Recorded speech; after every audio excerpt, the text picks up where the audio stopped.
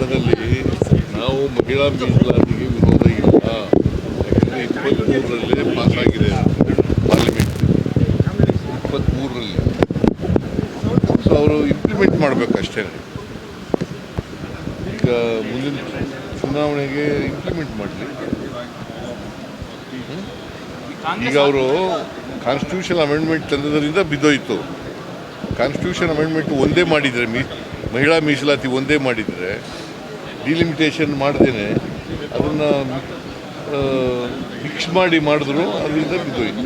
Constitution amendment ಮಾಡಿದ್ರು. C they played politics. ಅವರು ರಾಜಕೀಯ ಮಾಡೋಕ್ಕೋಸ್ಕರ ಎರಡನ್ನೂ ಡಿಲಿಮಿಟೇಷನ್ನು ಮತ್ತು ಮಹಿಳಾ ಮೀಸಲಾತಿ ಎರಡನ್ನೂ ಒಟ್ಟಿಗೆ ತಗೊಬಂದಿದ್ರು. ನಾವು we are against only delimitation, we are not against women reservation.